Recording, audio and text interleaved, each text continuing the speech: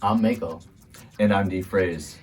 And Cool is out on all platforms. That's my new album. And this is the album analysis podcast on Turntable Teachers. Turntable Teachers, baby.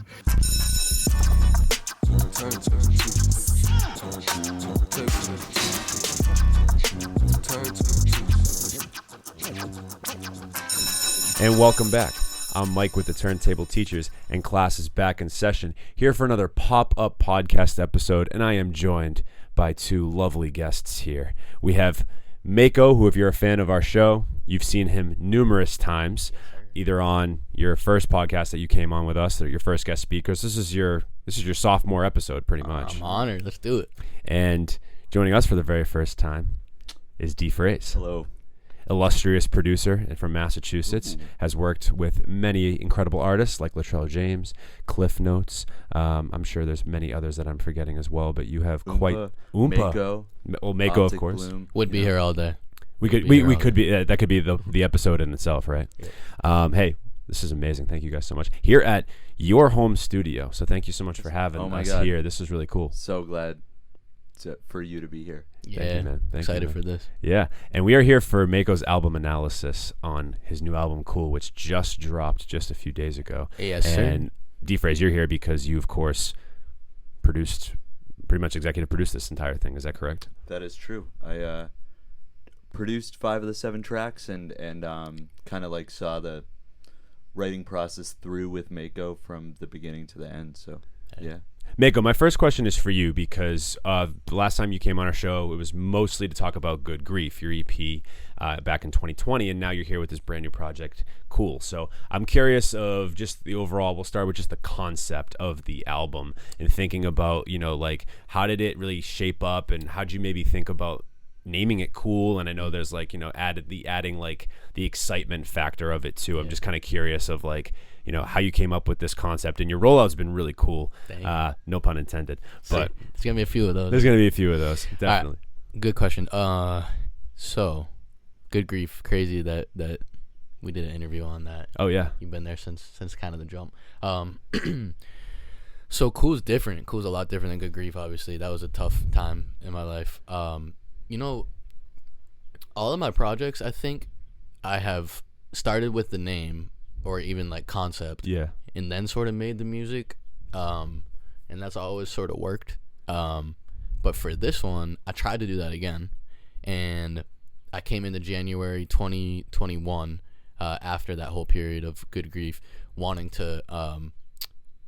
There was this time I had with my sister, and we were talking about childhood, different things like who we are, who we used to be, and I remembered this not even this time, this period of my life where I'd wake up literally every morning, and it was like a ritual to bounce on the bed 3 times and then like go down the stairs, and if I was wearing like windbreakers, I'd slide down the stairs. Like I was just like psyched to be alive, and I wanted to name the album 3 Bounce Boy. Oh really? And I even went as far as to, we were recording in Cambridge January 2021. We had like a marathon session, me, Dephrase, and Owen, who you know. Oh, of course. And I got 3 medicine balls. We like blew them up. We were sitting on those in the studio, but that kind of set the tone for like excitement and fun and kind of like inner child stuff. Yeah. But it grew from there, and it kind of ended up being cool. One, because we wrote the song Cool and the hook was great and it felt like a central like theme or point in the album or what we were doing. But I think I had been so heady in my last projects, like Dead Center Looking Around was just heady, Good Grief was super deep, introspective, and heady, and something about just naming an album Cool, it's just like, all right, cool, here you go, like something like that. Like you try to maybe make this one a little bit more simplified in terms of like, rather than like super abstract that you've done in the past, is what you're saying. Because I do feel as though there's like a deeper message with this one, but maybe it's a little less subtle. Maybe is that right than the first 2? Yeah, I can't resist. There's always gonna be deep messages, as there should be. Yeah, because I love making albums. Like I love concepts. I love Easter eggs, all that. But I think what I wanted to do with Cool at least was not like tell you so much up front, like give you the project and let you like interpret the art. Whereas before I was kind of like the controller in me. Right. Was wanting to control, okay, this and this is it. This is exactly what it is. Da, da, da. Now listen to the songs. But I wanted to surrender a little bit because I feel like if we go back to this album being about the inner child, and a kid's not going to do that. A kid's not going to try to control. Kid's going to finger paint something and then, oh, look at this, mom, or that, whatever. Right. So it was that sort of deal. Cool, here you go. Huh, really interesting. And it's well, then there's a little subtlety in that, what you just said, we'll get back to soon. But I wanted to come back to something that Dephrase told me just a few weeks ago, or maybe it was about a month ago now, when we were at SK and Chiz Capo's album release party at Nowhere Studios, where we were talking a little bit about Maeko, and you had said something along the lines of that he really helped you get outside the box and like really push some boundaries and challenge you as a producer. Working with him has done that.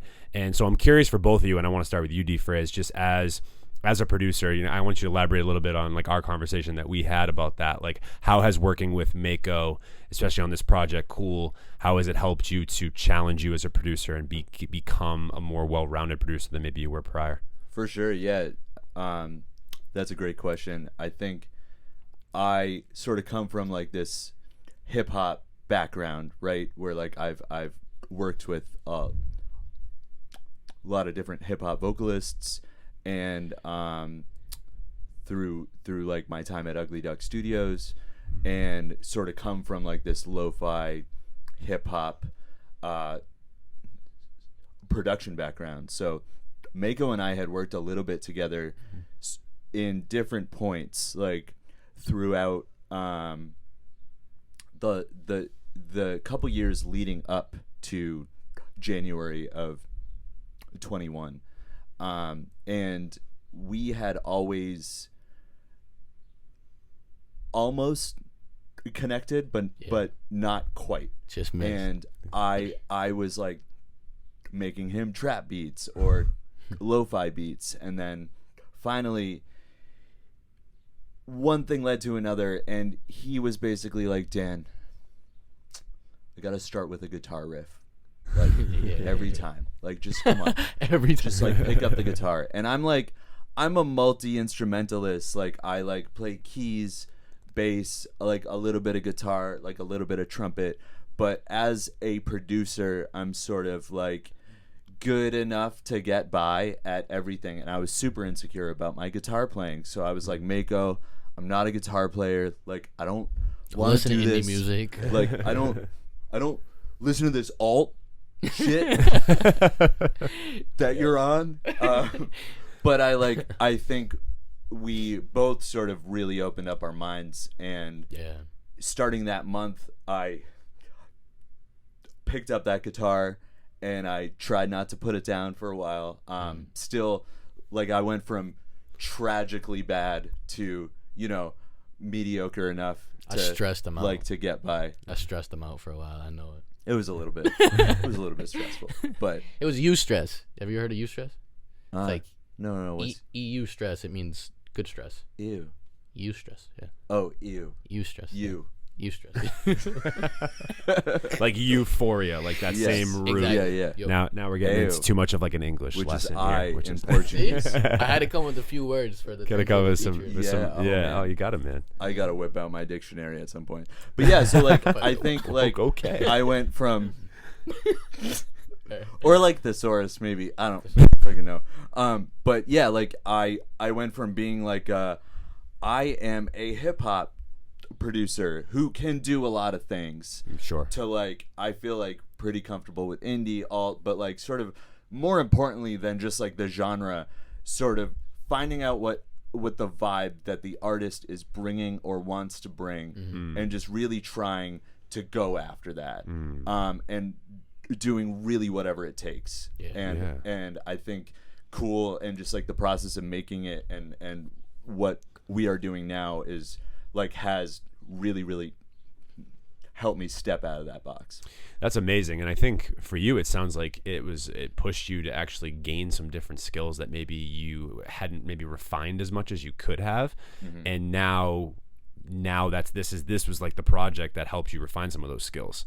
if I'm pretty much summing up what you just said, and I think that's really that's an amazing learning process, I'm sure, for you as somebody that has had as illustrious of a career so far in this industry that you've had, especially in this scene. I mean, you are definitely a name in Massachusetts. I've a name that I had heard of for quite a while. Right as we had just started the podcast, you were a name that kept coming up again and again. And then when I heard through Maeko, because Maeko and I have had a good relationship, I'd say over the last at least 2 years. Yes, sir. When I heard he was working with you, I was very intrigued by that and was curious to see how that was gonna go, because I do feel like, Maeko, this is your best body of work to date. Not that Good Grief isn't, and not that Dead Center Looking Around isn't either. But I really, for this one, feel like it was sort of an evolution sound-wise for you. And it really just felt like, just as from a sonic standpoint, just so much more dynamic than anything you would put out prior. Thank you, dude. So I'll ask you the same question. Like, how has you. Yeah. Of course, no, both of you guys. Seriously, I think it's a testament to both your talents and your willingness to work together. And also, you mentioned it too, like, channeling that stress of making a project, but channeling it in potentially a positive way that you can actually like make it, somewhat productive. Yeah. So that really feels, it's an amazing thing. Because I feel like when you're making any form of art or creativity, like there's gonna be those moments of stress and anxiety, and like always. You're gonna start to maybe question, or you maybe butt heads a little bit. I mean, I'm sure that happens.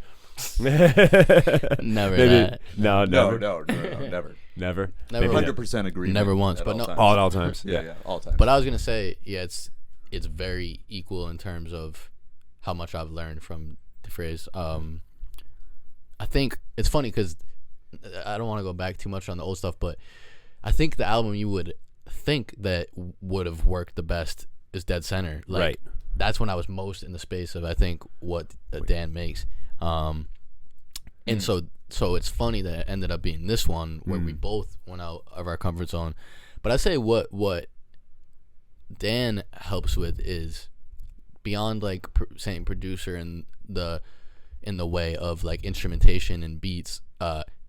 He's a producer, like vision wise, vocal production, like the whole nine, in the space that like he allows for me to just like push back a little bit or have a bad day or whatever it is. If you don't have that with a producer, it's hard to make magic, because it's like you need to feel super. Artists are vulnerable. I don't care what they say, I'll speak for myself, but I think a lot of artists are vulnerable and sensitive.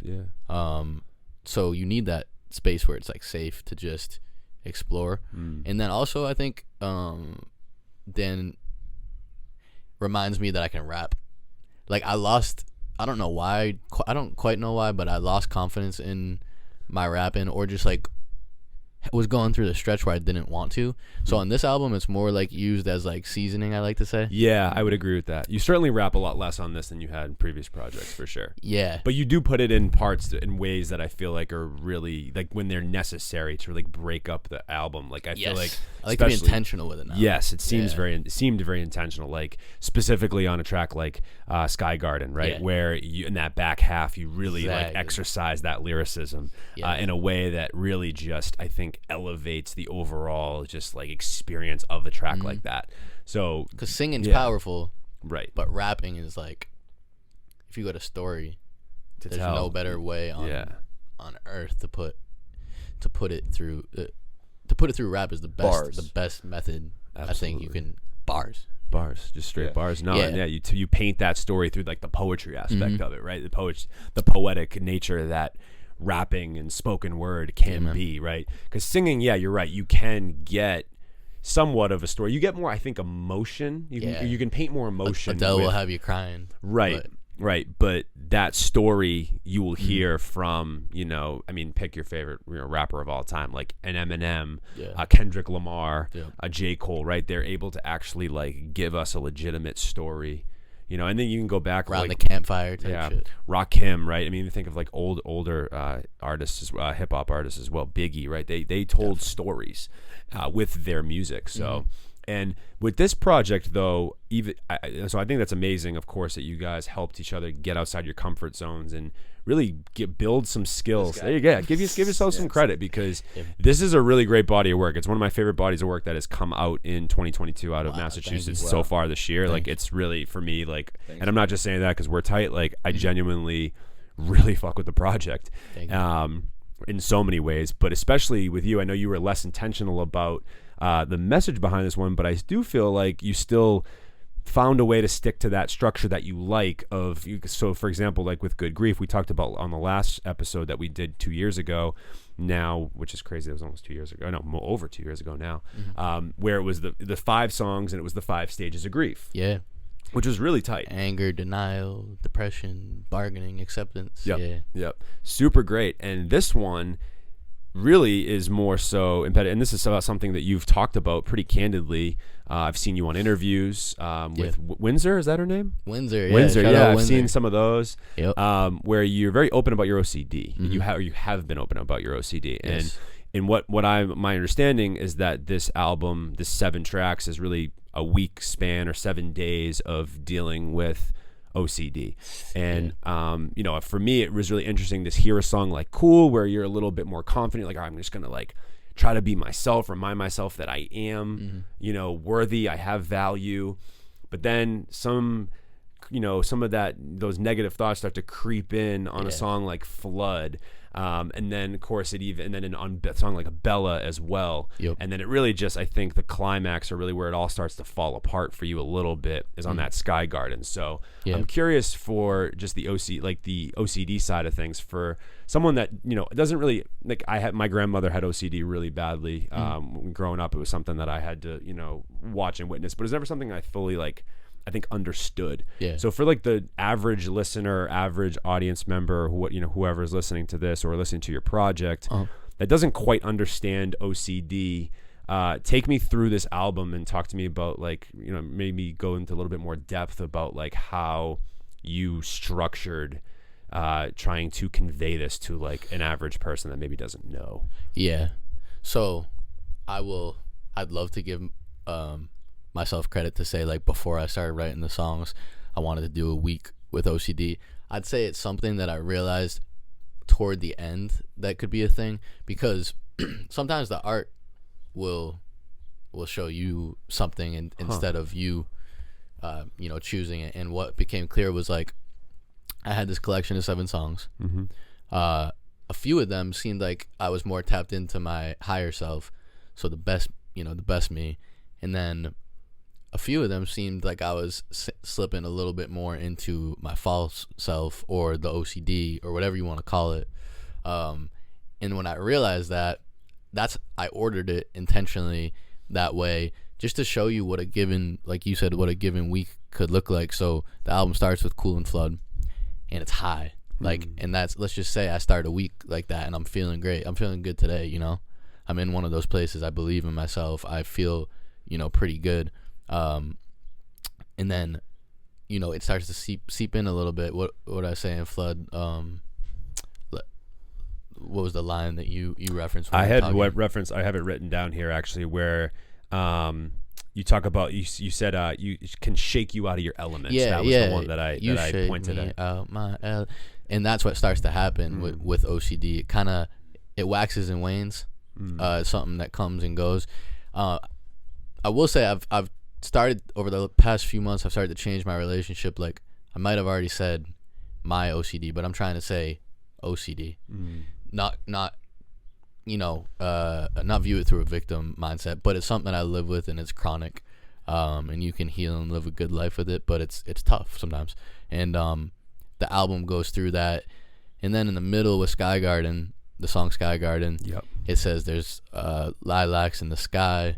There's rain clouds in the garden, and that's just showing you, like, that good beginning of the album can flip. And Dan seen days where I've come in and I wear it on myself. Like, you can tell when I'm not doing well. Oh, totally, and I think we both do. Like, but yeah, I mean, like with Maeko, I mean, it's been. I don't often have like the privilege, like, to get to, like, know the people I work with this well. Mm-hmm. And it's been just, yeah, I mean, like, to watch you go through these like kind of different transformations has like really informed like a lot of the production decisions I made on that album too. Yeah, it's been cool to get to know each other. But the last thing I'll say about that is it sort of resolves by the end of the album in a way. Augmented. The last song on the album ends with "It's only just as real as you think," and that's to say, like, when you have OCD, I won't get too geeked out about it and get too technical, but you have the part of your brain, your amygdala, is dysfunctional. Basically, it's not your fault. It's just it runs higher, and that's the part of your brain that processes fear. So someone with OCD just has it's like if you had a bum knee or something, like got a bum amygdala. And so it makes you have obsessions, and it makes you fixate on them, be scared of them, and that can lead to depression. So it's a rabbit hole if you don't catch it. Right. So yeah. Interesting. Yeah, because you see that. I like how you sequenced it too, because as you mentioned, like, and I think anybody that's listening to this could mistake that you're talking about like a woman or a significant other or something like that, right? Where, you know, like, and that's very typical. I think we like look at it, but you almost personify it in such an interesting way. You say things like, you know, you take me out of my element, and then on the song Bella, it's a bad girlfriend. Yeah, it seems like it, and then. On a song like Bella, though, there seems this like you're avoiding it. Like there's this sort of errant avoidance. Yeah. But there's such a contradiction to that avoidance, because if I continue to avoid it, then what will happen is Sky Garden, where my whole world just flips upside down. And that's literally it. I was just talking to a friend about how with OCD you need to run at your fears head on, and avoidance is literally a term they use in like OCD and therapy and stuff, and so many people do it when they feel a little bit better. They avoid whatever's plaguing them because they just want to have a normal life, you know. So I love how you caught it so well, because we talked about it a little bit, but you actually like listened and picked out more, you know. Well, that's why I love doing these episodes, these album analysis episodes, because it actually provides more context for the actual project. And we've had those conversations, but I think without those conversations that we had, I don't think I would have been able to piece it together quite, and without knowing you. So like, I think one, it's been great that you've put yourself out there in a way that you've talked about it. You've gone on some of these other platforms, shared your story a little bit about it, connected with other people that have it or are dealing with it. And really, I just think it's just a testament for anybody to like think about if you have a mental health issues, right? Like all three of us in this room, I think would be, I don't want to hopefully speak out of turn for any of us, but you know, I would say just coming from me, like I certainly have had my struggles with mental health. Where can I start? No, I mean, yeah, you guys know, I mean, you know, specifically Maeko, we've talked about it. Me and like our listeners know, like I had a tough go a year ago, and I talked about it, and I was open talking about it. Came back stronger. That's the thing, right? Is like you come back so much stronger, and I feel like that episode, a lot of people still tell me to this day, they're like, oh, that's one of my favorite ones you've done. And it's crazy because that was my least like prepared podcast I've ever done, where I just put the camera, I just felt compelled one day. I turned the microphone on, and I didn't touch the camera or the microphone for 6 months.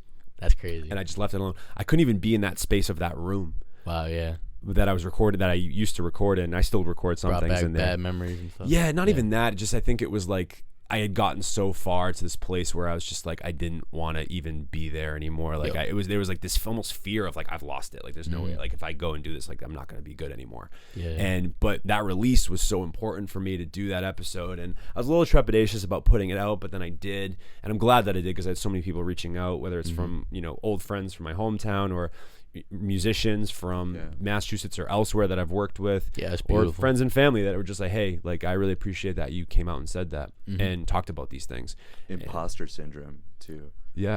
Just totally just that, like am I supposed to be doing this? Well, that's the thing. I had one of those moments like about a month before my seizure. I won't get into too much detail on it, just for off the camera, maybe off air, but I had one of those like I don't want to say come to Jesus moments, but like, am I doing this for the right reasons?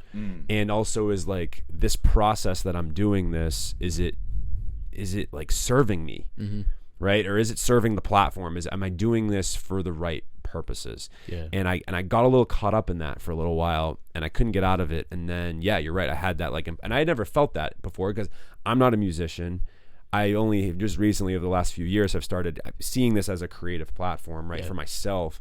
So, oh yeah, you're an artist. Yeah, I'm an artist in my own right, not a musician, but I'm, there's an art form to doing these things. I believe that now, and I'm trying to be a little bit more just easier on myself with these things, right? Like, don't be so hard on yourself, and yeah, because that is a tricky, like, mindset to get out of, right? That imposter syndrome you're talking about. For sure. Yeah, I mean, I think like we both go through it at times. I mean, like I said too, like just working with Maeko has given me like the space also, like we became friends in this process. Yeah. And, like, the space to also have bad days, which isn't always my favorite thing, but like just when you go through changes, and like I think we all have, like in the last 2 years,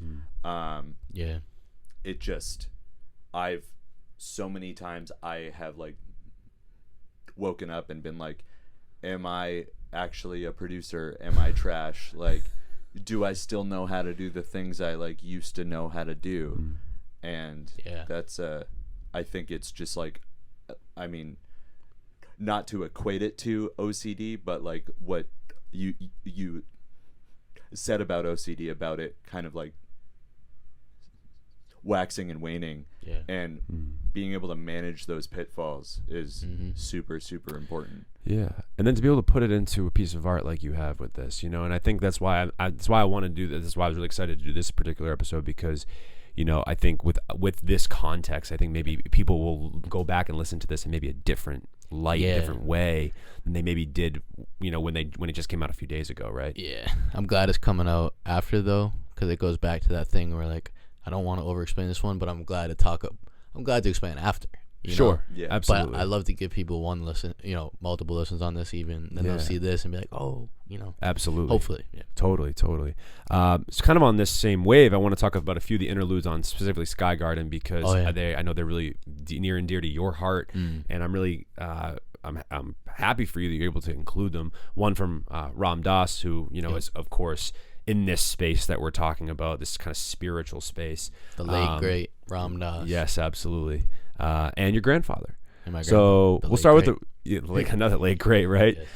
So we'll start with the Ramdas one, and so I'm curious for the purpose of putting that in and placing it where you did in the middle of Sky Garden. Excuse me, not Soundgarden. That's a band. Sky Garden, like before that. Not Soundgarden for the people at home. Sky Garden. Yeah. Putting it in the middle of that, before that, like really that sort verse. Of that bar verse, right? So talk to me about the Ramdas interlude, like the purpose for Definitely. That. Ramdas, for those who don't know, spiritual teacher, interesting story, started as a professor from Massachusetts, actually. That's right, because he was Yale? No, Harvard. I knew it was a professor.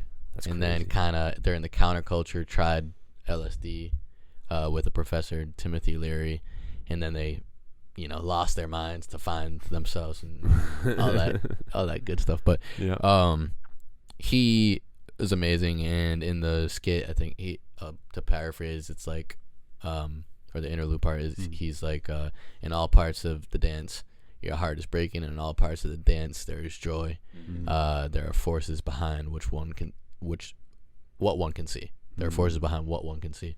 And then I start rapping, and then at the end, we'll talk about that first. I wanted that duality that he talks about was important to me, because it's kind of it's such a weird time right now, and sometimes simultaneously I'm feeling really hopeful and really just like, what is going on? Like, and those two things can exist at once. So absolutely, it spoke to me when he was like, all parts of the dance your heart's breaking, but all parts there's joy. It doesn't have to be black or white. And that's another thing. I have a super black and white mind, so I've had to unlearn that, and him saying that is the start of me flipping this Sky Garden back to regular life. Right. Yeah. Oh, that's so cool. And then, well, first off, I just want to obviously a little bit on that. Like, I completely agree with you, because like there's so many things going on in our world, our country, whatever you want to call it, that you could be so apathetic and just pessimistic about, right? And just feel hopeless in some of the things that are going on. Apathy is a disease. Yeah. And I don't blame people, but I don't think it solves much. It's hard. No, it doesn't. But it's hard to see like, some direction we're going in when some of these things are continuously happening, like you're talking about, anything, right? Like whether it's a mass shooting or, a racial disparity or, any sort of these sort of things that are going on in our world, in our country. But then there are beautiful moments too that happen. And it's just, like you said, I guess what I'm trying to say is you're right, where you can't, it kind of goes back to the avoidance thing that you're talking about, because you don't have to have OCD to avoid. I know plenty of people that just avoid their problems and they don't have OCD. Yeah. And I think it comes to an avoidance thing, right? Because you don't want to avoid either side of it. You don't want to be so hyper focused on the negative that you can't see the positive, but also at the same time so too toxically positive. Exactly. And that is a thing, by the way, like toxic positivity. Positivity is real. It is real. I know people that are just like that will put the blinders on when these things happen. It's like a coping It is, but don't be sad. Yeah, don't be sad. That's not it. Like, yeah, exactly. Like, oh, no, it's all good. Like, no, sometimes you have to. No, it's true. Sometimes you have to literally just, have feel that. Feel it. No, absolutely. I won't say who, but someone I was talking to recently has been going through some little thing, like some not little things. I don't want to minuscule them, but just said to me the other day, it's like, I just feel like I need a good cry. Hell yeah. I was like, I love that, right? Because I feel like, and then as men too, like I think we see that as like a weakness, right? If we're gonna come out and cry or say that we need to cry, it's important to feel. I'll be out here crying on the record. I don't care. No, but it's true though, right? You gotta have that perspective and be able to feel those things. Definitely. Or else it bottles up. It becomes this monster that you cannot get rid of. So, and I think Ramdas understood a lot of these things and a lot of these types of spiritual teachers and people that, and his guru wise. Yeah. So cool. And then to pair it with your grandfather, what he said, actually somewhat like what your grandfather said, a little bit more about serenity and all these really interesting things. So, where did that come from? Give me a little bit of background on that. Yeah. My grandpa passed in 2018. Amazing dude. He lived a long life. He passed right hours before his 92nd birthday, I think. Holy crap! Wow. Hours before. That's a good run. Yeah, and I think that was cool. Because I feel like he went to go celebrate, with his wife and all the people. But so when he passed, he had 43 years sober. Wow. In AA, I can say that now because he's gone. But when he passed, he had a storage locker, and obviously the family got it. And I didn't take anything from him that he had. I don't have a lot of like things. I like things, but I don't have a lot of things. And but I wanted his record player. Okay. Because that was like just super. It's a cool record player, and it has functions as a cassette player too. And so I got the record player, brought it back to my apartment, and there was 3 cassettes in it. No records. I don't know where they were, but anyways, the cassettes were 2 of them were AA speaker tapes or meeting tapes that had got recorded. And I went through the first tape and I listened to it. And actually, this was before I got sober. I've been sober, abstaining from alcohol and drugs for like 2.5 years. And I was listening to him. I was like missing him, and then I finally got to the second tape, maybe like halfway through, and it's what you hear on the song. And the guy at the meeting asked Dan to come up and talk about serenity, which is like a big concept in sobriety, to be reasonably happy, joyous, and free, and stay sober. Kind of keep it simple like that. And he's talking about serenity and how he was on this beach on a business trip in Florida, and it was raining, it was crappy out, all that, it was stormy, and he looked up and he said, "Thanks God for what you've given me," because he finally, those outside things, those external things, he found that moment of serenity, and he kind of made it through something. So that him ending it is it's like a sandwich. You got Ramdas saying that thing, sending me into the verse, and then my grandpa carrying it out, literally mentioning the sky in Sky Garden, being like, it's all good, like you can still find serenity. it's like I'm kind of speechless. It's like really powerful that Thanks. Yeah, then that you know, and again, I hate to be like, you know, the everything happens for a reason guy, but like for you to find that, stumble across it, and then be able to use it. Crazy. I mean, I bet definitely cried at that. Oh, yeah. I would be too, and I think that there's got to be a huge sense of pride for there and for that, and I'm sure that, you know, he is thankful wherever he is right now. You know, thankful that you used that and that you used it in such a way that not only honored him, but I think also again brings up another really important conversation about addiction and you know, and you're not even just with substances. I mean, you can be addicted to a lot of things. There's a lot of things to be addicted to these days. Take your pick. Seriously, right? It's a trip too, though, because I just thought, you know, I thought pretty deep about it because it was a deep thing, and it's wild to think. I think it was in the 80s. Yep. I think I remember it being like 80 something. So I wasn't alive, and to think like he was just saying that in a basement. Had no idea who I was. I wasn't born. And then the trip of it just like coming full circle in 2021, I guess we record 2022, is wild. No, like it makes me wonder. I'm saying something right now.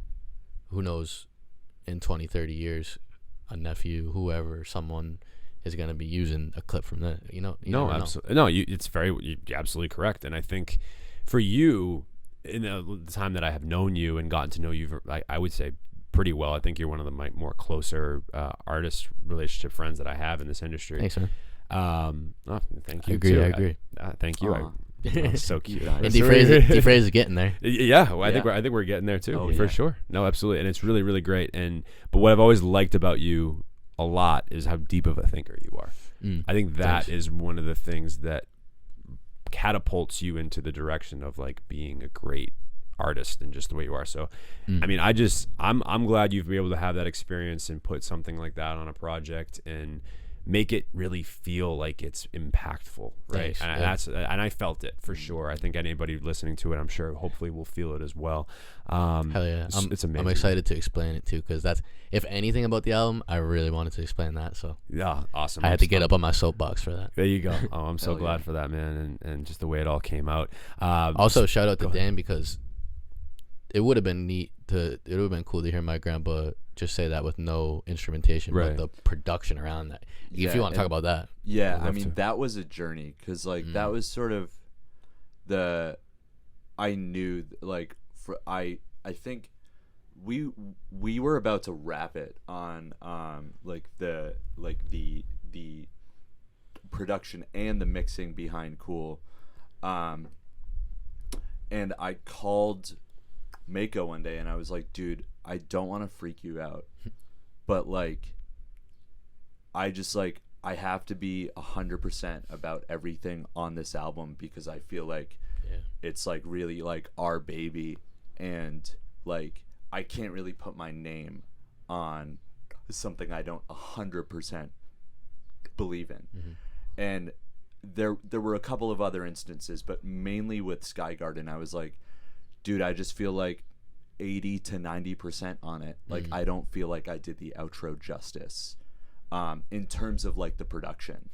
So that was really like a journey. Like it was just like an 8-bar loop of kind of like just a keyboard that might have been like a similar instrumentation to the beginning of the song, but it just felt static and like it wasn't carrying like the message that you just beautifully described forward. And so I spent like a couple of days in here just beating my head against that song, and then eventually it all kind of clicked. And it clicked when you actually got on the microphone and started doing these like angelic vocal layers, the harmonies, and I kind of like looped those and transformed them into like what ends up being that sort of like super orchestral outro. And then the piano sample that comes in when you start rapping, just like an aside, that came from, I've got this like shitty little micro cassette recorder, and I like say it's like shitty because it sounds so bad, but it sounds so wonderfully bad, which all of us like lo-fi people, like it's just kind of like broken enough that it will play back, but in a really like warbly, like that's awesome. Raw, nostalgic way. So I actually recorded a little bit of Dave's piano in the studio where Matt made Good Grief. Yeah, shout out Endless Noise and Dave Chapman. Another huge part David of the K. journey. Chapman. David K. We love you. David K. Chapman. So just like to kind of like bring that full circle, like Crazy.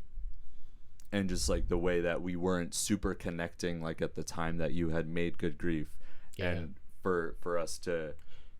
Can we talk about that quick? That's interesting. Can we talk about? This is your album analysis episode. I would love to hear that. No, just quick, because again, I don't want to. A lot of the cool is about excitement. A lot about finding a silver lining. A lot about kind of like getting out of any sort of victim mindset. But I think it's important to mention for Good Grief, during that period, Dan lost his mom and I lost my dad. Wow. And then we tried to make music 2 months apart. 2 months apart. Oh, wow. Yeah. And we tried to make. I knew that about you, but I didn't know that about you. Wow. And we tried to make music, and that was what Dan sort of meant at the beginning of the interview, saying like we weren't connected, like it wasn't working and whatever. It wasn't just the sound. It was like I think we came together expecting to be like, yo, we both lost someone super important. You would think we'd make Good Grief, but we came together and like there was nothing. I think we were both just too like hurt. It didn't like work. Empty. Yeah.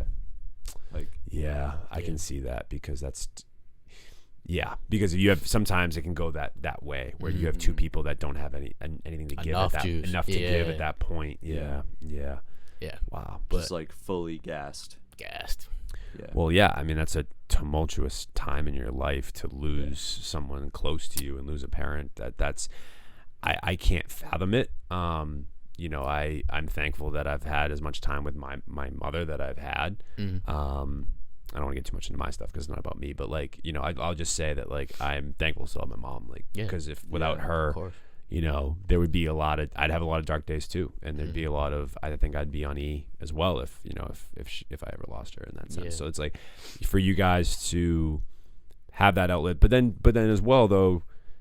I guess you weren't ready then, but you're ready now, or you have been ready throughout the time that you've made this. We're ready. 2 years. I don't care what anyone says. 2 years, and it's not black and white, but 2 years I think to like really grieve someone. Yeah. And it still happens. It's still you still have your days. Does I'm sure, happen, but I mean like when we talk about the silver linings, like not to get super off topic, but like. I am now closer with my dad than I ever have been. Like we had a really tumultuous relationship.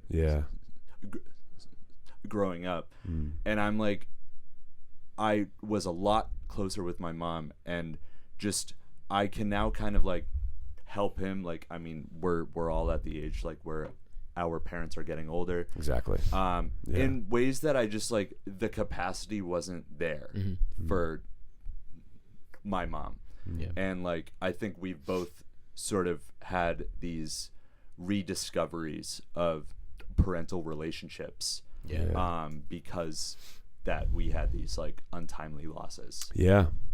Absolutely. Wow, that's damn. I mean, for me, just for you guys to be so just outward about this on this platform, like I just genuinely appreciate it a lot, because I think anybody that is listening to this that has suffered loss or any sort of grief you're mentioning, I think this is just good to hear. I think it's good to hear more people talking about these things, because it is but it's challenging, right? It's challenging to discuss and challenging to hear, but I think it's great that like you understand that artists, again, like you said, are extremely sensitive, and we've all gone through a super tough time since March of 2020, no matter what you've dealt with and who or you have or have not lost.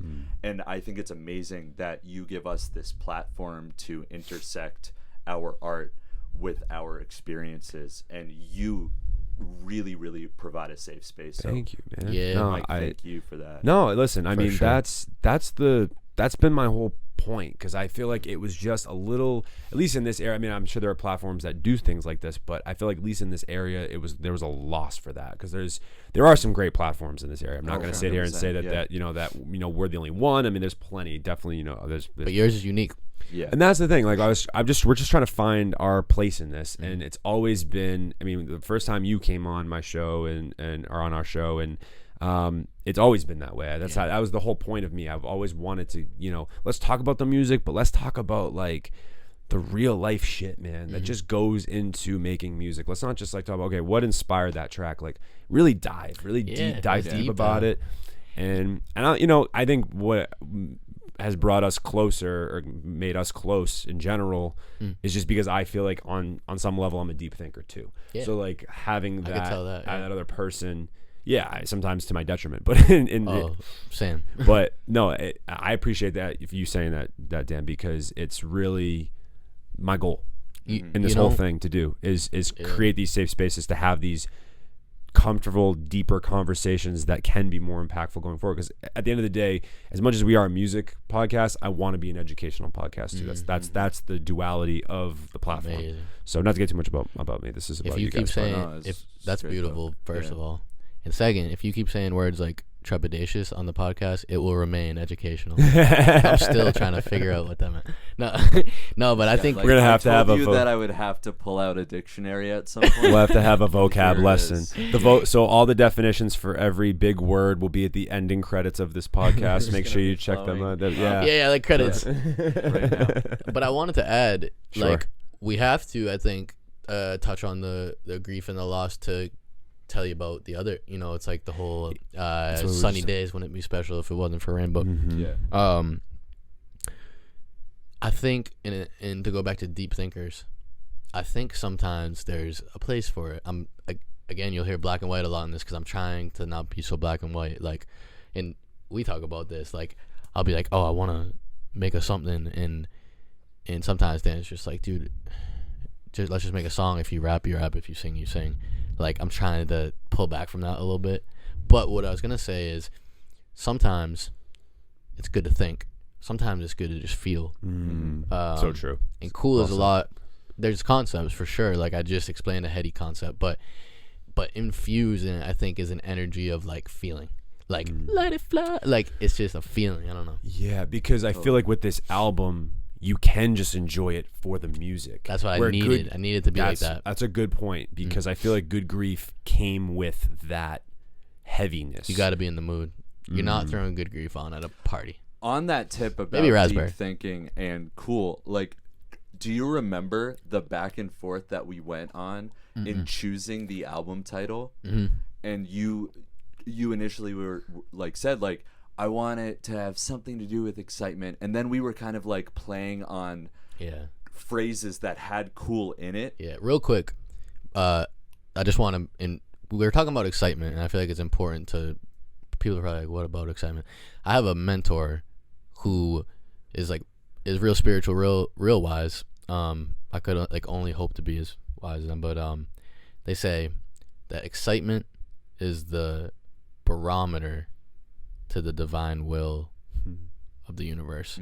Or in other words, excitement is a compass.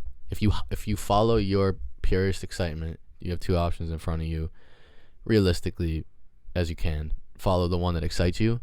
That's gonna steer you closer to your purpose. That's the GPS.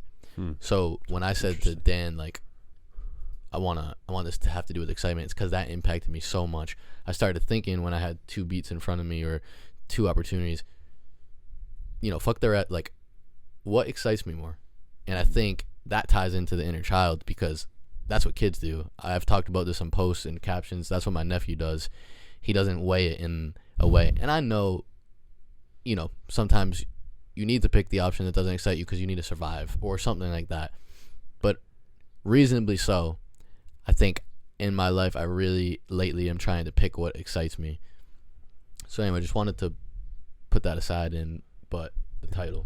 Yeah, I mean, no, I think like that leads perfectly into just what I was saying about kind of the back and forth about choosing the title and including excitement in it and how that has to do with cool, and then eventually just like landing on the word cool, which was like the first single and ends up being like the title track of the album.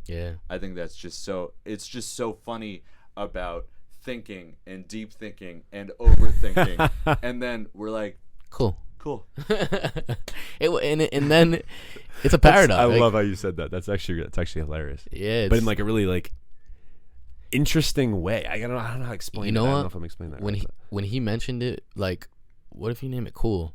The first time he said it, I was like, are you kidding? I'm gonna name it a 7-syllable word that's, I don't know, some philosophical.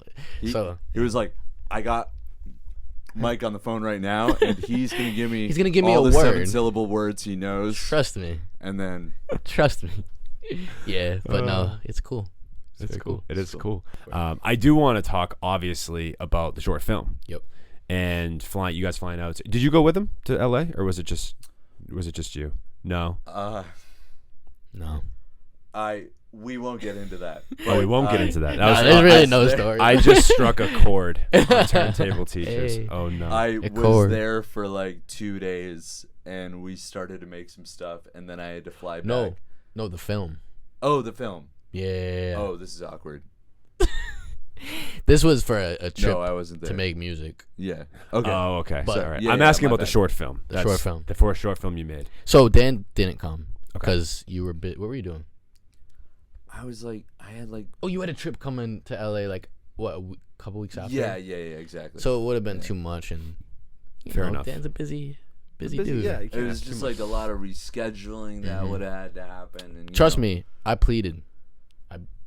Dan, I really you gotta come. I like feel guilty. I feel the retro guilt. No, it worked. No. I feel the guilt that I felt then. Now it's coming back. Well, you don't have to feel guilty, but no, it.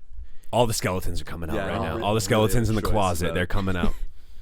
So no, the short film. Yeah, it's not out yet. Of course, it's gonna be the skit that I dropped recently. But you're in the skit. I am in the skit, which was awesome, by the way. Great job, incredible. You, Bella. It's not pink. It's mauve. Dude, that's the the Miles Davis thing was hysterical because I think everybody knows that phrase from the Adam Sandler that Adam said, the Billy Madison movie. Like, if you ain't cool, consider me Miles Davis. If pee in your pants is cool. Yeah, that's the exact one. And you killed it. Oh, you, Bella, and my compiled thoughts. You guys definitely need some type of Oscar. Shout out Damien, Artie, Ian, and Kavya too. Not as good of Owen a not. Too. Oh, yeah. Owen. It on the sound. Oh yeah. Not as good of an actor as you were in our skit, but I agree. I agree. Oh my god. Well, all I did in the cool skit was sleep. So no, you didn't do shit. I hope my sleeping was convincing. But It was. And I wasn't sure if you looked like passed out or sleeping, like because you literally weren't breathing for a little while. Really? I was a little concerned. See, I wasn't sure if you were. Leave it up to the people. Yeah. You gotta have like the chest going up and down, was or trying. people aren't gonna like think tough. you're actually sleeping because you don't think about your breath. I mean, Matt. If it's sleep apnea, then you should really get that checked out because like I might actually have that. I might actually have sleep apnea. This is a PSA. Like, if you think you have sleep apnea, if you think you have, we'll call the number Hospital. below under the. Go to the sleep studies group at Mass General Hospital at 50. No, really though, that's a serious 508. thing. 508. No. Oh, that's 617. Bro. 617's Boston. How can I 508's like say- out in like Worcester. Yeah, no, That's like the 508's one. back home for me. Oh, okay. Fair Yeah. enough. But anyways, we got off the short film. Not to give too much away about it, but just talk about how Yeah, it I'll maybe talk about it. connects to like the project as well. Yep. So I wanted to take on more because I was in a position where I had been laid off from my corporate job, and I had some time. And luckily I had a little cushion to live, and so I thought I've always wanted to make a short film. I feel like I have a story, a concept, and the concept was like to take me, and the character I play is just like a little bit of an exaggerated version of me, more fearful, more OCD-ish, more rigid, and then Centauria, who's an incredible artist, singer, just crazy talented, out in LA. We had known each other a little bit. We connected through Haji. Haji, yep. Haji Gaviota. I love Haji Gaviota. Shout out Haji. Shout out Haji. Shout out Haji. So connected through that, and I think Centauria heard "Don't Listen to Me." We started chatting a little bit and just respected each other's music. And then when it came time for Cool, I just hit her up because for me, I knew that we had chemistry as people and friends, meaning like it was comfortable to talk, and I didn't want to like for the other character in the film. Sure, it could be an amazing actor, but if there was no sort of like, if we couldn't joke, if we couldn't just be comfortable, then so anyways, she plays the other character, who's more like this muse, almost like this guy, spiritual guide, love interest. It's all sort of unclear, it's wrapped in, but basically I'm a painter in the beginning of it. She's the model I'm painting, and I can't get anything on the page or on the canvas. Like, I can't get a stroke down because I'm looking at it. I'm trying to make the first stroke perfect. And she sort of finds a way to get me to leave the studio. Kind of tricks me throughout the whole film. And I transform. By the end of it, I'm something different. So I'll say that. Yeah. Huh. Interesting. And that's, yeah, and I think that you playing onto some of those themes that are in the album, also in the film, is a really cool tandem. And that's the other quick thing I wanted to talk about too, is the rollout. Yeah. I think many people, I've seen many people say this. I've talked to some people behind the scenes, that not like behind your back or anything like that, but kind of. That's okay. Saying, but no, all good things. Like literally, people keep, when your name pops up in my conversations, people are saying, yo, his rollout for this project has been amazing. Oh, that makes me feel good. No, it's going hard. I'm dead serious too. Like people, like some of you that are listening to this probably that know that you've had these conversations with me. Heath 240.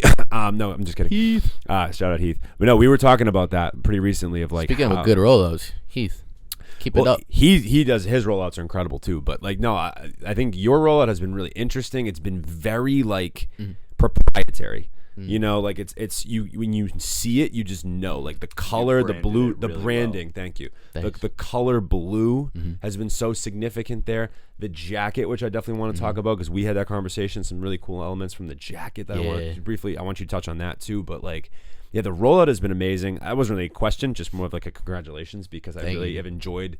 And I've enjoyed being a part of it. Thank you for letting me be a part of the skit that we just put out too. I really appreciate that. Thanks for doing it. Yeah. Oh, it was amazing. Yep. I'm so blessed to have been a part of it. And dude, I'm so happy about the rollout, or that you think that about the rollout, because it's not just me. I'm telling you, it's a lot of people feel that way. They really do.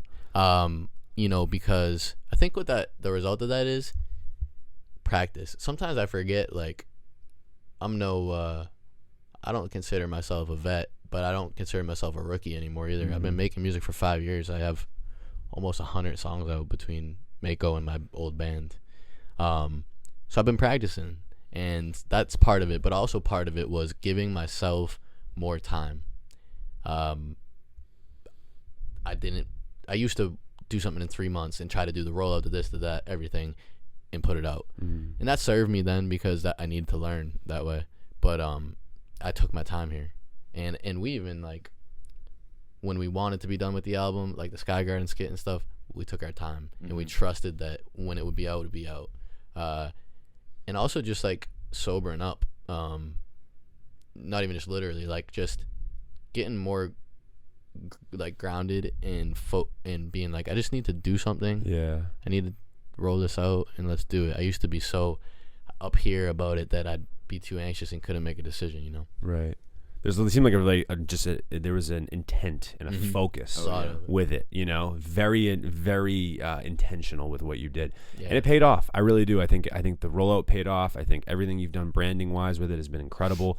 Tell me a little bit about the jacket. Well, tell our listeners about the jacket, and your fans, because they need to know some of the background of what we talked about a couple weeks ago when we were together filming for the skit that we dropped. Yeah. Did you have anything on the rollout? Oh, sorry. No. I just see like Maeko. I mean, so I'm with this guy a lot. Too much. And me sometimes. A lot of people say they can only take me in small doses. Oh, but I got you in big doses. I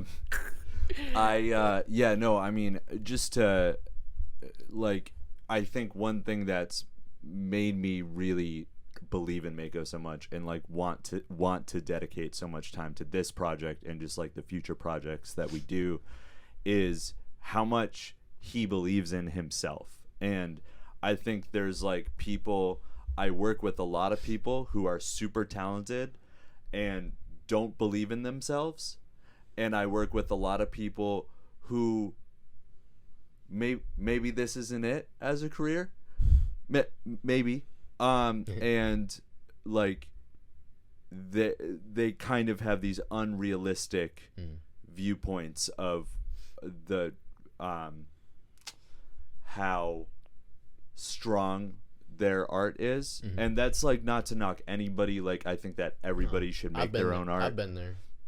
Same, yeah. You like sort of have to think your stuff's amazing, but then it has to keep getting better. But like not right, yeah. So and that like, self-awareness is lacking a bit. Yes, and not only do I truly believe in your music, like I really believe in your belief of yourself, and I mean of me at times too. Yeah. I believe in you big time. He has like really helped kind of carry me through tough times as well. Thanks, dude. Just in terms of like, again, like we kind of touched on imposter syndrome before. So to see you literally go so hard, this kid's on TikTok all the time. Yeah. He's just doing the talks like just doing the nonstop. Annoying Dan. How many have you posted in the last since that one video that kind of blew up?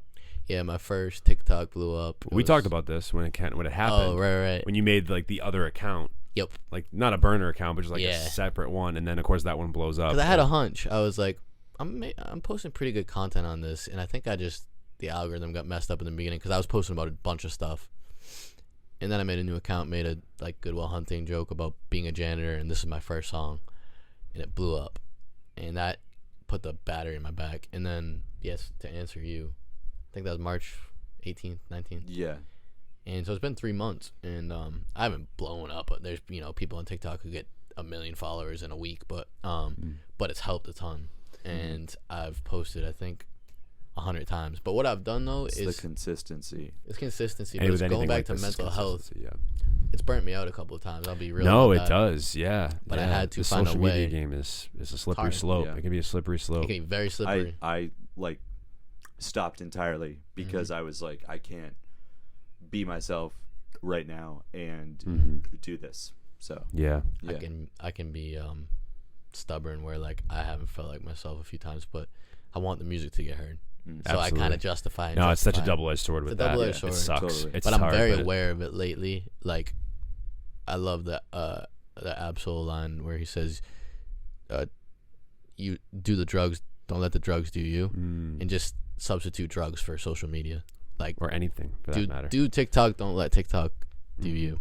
That's good. That's what I'm on. But yeah, it has helped a ton. It's got.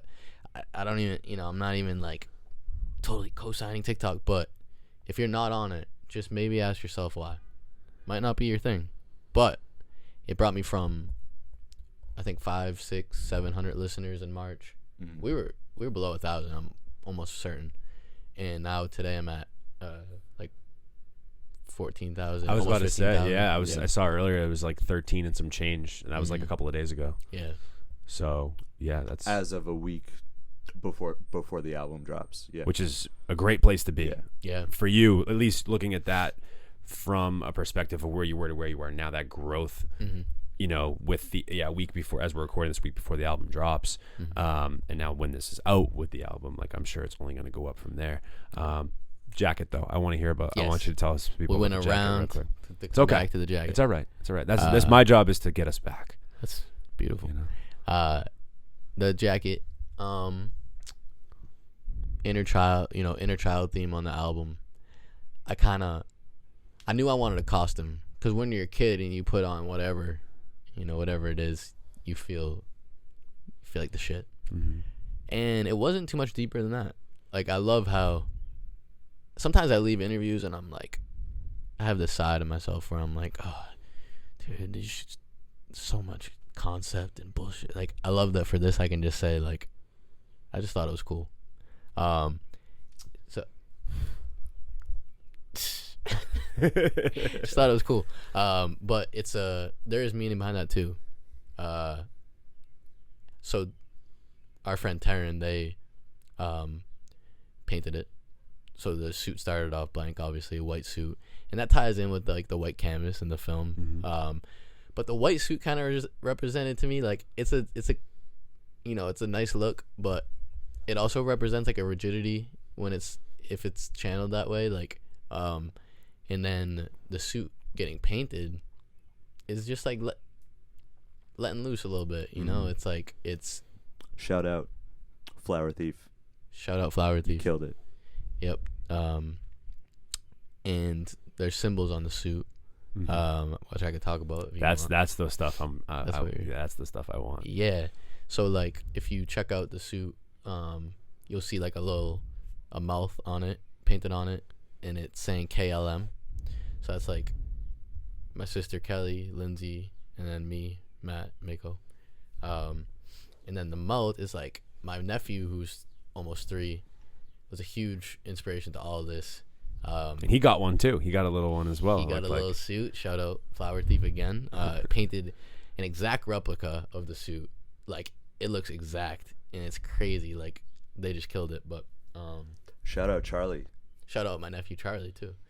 But no, he really did inspire me a ton, just because he just helped with that concept of not getting too deep, just living, just being a kid, you know.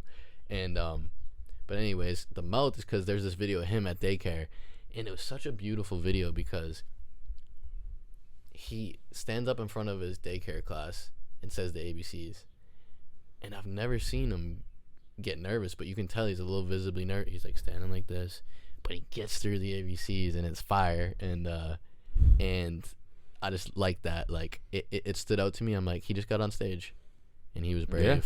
Said the ABCs. That was his moment. That was his performance. That was his Coachella. Let's go. So that's one of the symbols.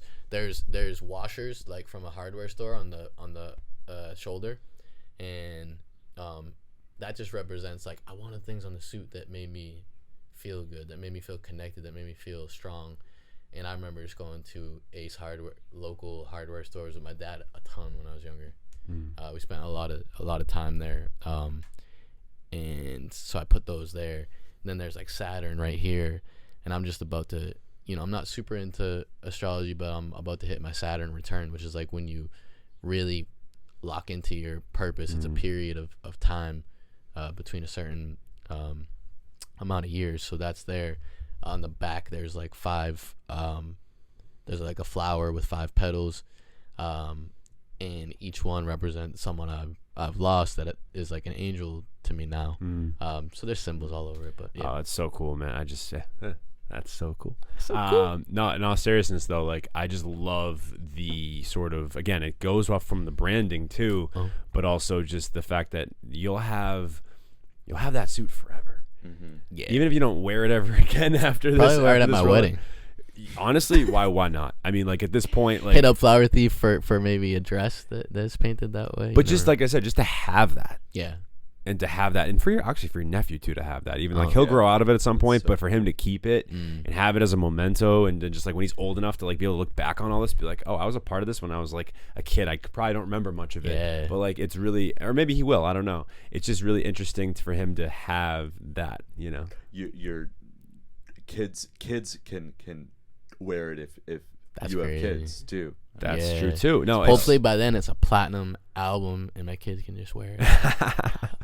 I love it. No, I mean, dude, just everything. It seemed like with the detail that you paid attention to with this entire album, the rollout, the promotion for it, the production, all of it. You guys just really, I feel like, put your heart and souls into it, and I'm happy for both of you. Thank you. I mean, it's an amazing body of work.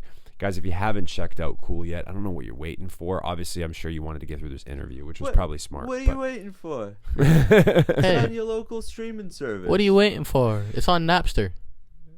Is it on Lime? Can I download it illegally on LimeWire or no? LimeWire, that's a good question. It's on your local torrent site. Don't do it. But listen, pay the artist. My last question. No, seriously, guys, stream the album. Stream Cool. Cool is out. It's 7 songs. It's a journey. Production by Dephrase on 5. We got Blake. We got Edwin. A lot of people behind the scenes that help too, which there will be a post for that. But yeah. Hell yeah. Last question before we sign off here. Favorite song off of Cool? I know I'm asking you to choose between 7 of your babies. Yeah. Who's your favorite child? But every parent secretly has a favorite child, you know. Mm-hmm. So, no. I will say, it changes, and everyone else says that, but it really does change. And right now, the favorite is Sky Garden, because Sky Garden, I think I'm proud of how we stuck with it, like Dephrase was saying, to the very last minute, even to the point where it was like we needed to upload the album. We were getting anxious about it, but we saw it through. But I think what Sky Garden does is it's a great, you know how I mentioned, you know, I was moving from this place of grief into a place of, okay, we don't have to be toxically positive, but let's view things different here. Let's try to view things from the higher self instead of the false self, the victim self. You know, we go through pain, we have to acknowledge it, but let's view it through a way we can choose, you know? It's like, what I say about that is that we can always choose when something's difficult, you're going through some shit at work, you really do have a choice at how you look at it. Well said. And Sky Garden is me moving through that like passage, that tight tunnel of this to that. It's like by the end, my grandpa kind of pulls me by the collar and is like, there's serenity, bro. Like you can find it, just keep going. So that's why I like Sky Garden right now. Yeah. And the sound of it, I just love Absolutely. Dephrase? Yeah, no, I mean, like Matt said, I think it changes so much, like even from day to day. And I think message wise, I think I would also have to agree with Sky Garden, because like kind of just to be able to go on that journey and to have kind of been able to have scored that journey myself, like, was amazing. I think just my favorite song, like one that just like hits me the most, is Augmented. I think, which was made in here, correct? Yes, the one song made in here. I think like also as a producer, and I think like a lot of people who also produce might agree with me, the beats that come together in like 5 or 10 minutes, those are the ones that I just like kind of like the most and can sort of feel connected to the most, because they're like so organic, almost like way. You getting on the podcast after 6 months, and sometimes it's not less thought. And I think like we added some layers afterwards, but like the genesis of that beat was under 10 minutes. Crazy. And that, so and trusting that because again, for someone who's heady and conceptual, like trusting that, wait, did we really just do that in 5 minutes and it's just as strong as the song we took 5 days on? Sometimes that happens, and it's like just trusting it. Absolutely. Oh, what's your favorite? It's a great question. I will have to agree with Sky Garden, as you know. That is my absolute. I love that song so friggin' much. Thanks, dude. I'll be shocked if it doesn't end up on a year-end list. But foreshadowing just a little bit. That's also the most fun one to play live too. Yes, the live show is gonna be. Oh, really quick. We should talk about that slightly because we forgot about this live show. Yeah. I know we obviously just did the skit for it, and which you guys should check out. It's on Instagram, we'll probably on YouTube, I think, hopefully. But also, as a song that I can listen to and throw on and just have some fun with, my personal one is Secret. I like Secret. It's just a fun tune. It probably embodies the excitement, like just that carelessness. That one does a lot. That one and Cool, I think, definitely do it the best. Yep. But so like if I'm looking for a song I can just like throw on a sunny day to just kind of enjoy. On some Capricorn, because I remember you saying that about Capricorn's my shit. But I just love the instrumental of Secret. I think it's just it's great for like that. that inner child, that just kind of freeing sort of like spring, summertime jam that you can just play really anywhere. It plays well. Whereas Sky Garden, like, I feel like it's just heavy. It's heavy, yeah. You gotta be. It is my favorite, but it's heavy. Yeah. You're getting it's like heavy. There's like a birth happening in Sky Garden. You know? Totally. So, but the show. You have the show with Dev Soder, Timmy O, Sleeping Bella, June 30th. If you obviously are listening to this past June 30th, sorry you missed it. But so next one. Yeah. Crystal Ballroom in Somerville, Davis Square, June 30th. We got 3 incredible artists before I go on, and then we got a band for Maeko, of 4 of us total. We got some stuff prepared for it. And this show means a ton to me. It's a 500 capacity venue. I'm hitting a little above maybe my weight class in terms of what I've sold before. But I think sellout or not, we're aiming for a sellout, but sellout or not, it's about whoever's there. We just want to put on the best show we can and give people a moment, because the world's been a little more open for a few months or whatever, but I still think people are itching to get out and experience something that, when I went to the Broadway show for what was it called, the David Byrne one, I can't remember. Oh, I'm blanking now. I'm bad with names. From the Talking Heads though, and in the Broadway show he put on, that was back during the winter. That almost moved me to tears. So I think people are missing getting out there and seeing something that moves them, and I really want to make sure the show moves you by the time you leave. Absolutely. Well, I've seen Timmy O perform live. Spoiler, if you made it this far, he is our next guest on the podcast. Shout out Timmy. His episode will be out shortly after this one. Timmy's gonna kill it. I just know it. Oh, dude, he is an amazing performer. I saw a few clips. Yeah. Oh, so good. And then obviously Sleeping Bella's got an absolutely breathtaking voice of an angel. Bella's got a band too for the first time. Let's go. Yep. And Dev Soder, you're killing it too. That's my boy too. I love Dev. Dev's Shout incredible, out Dev Soder. dude. He's killing it as well. He's really doing some incredible things, man. Dev's one of those artists too that just keeps growing every release.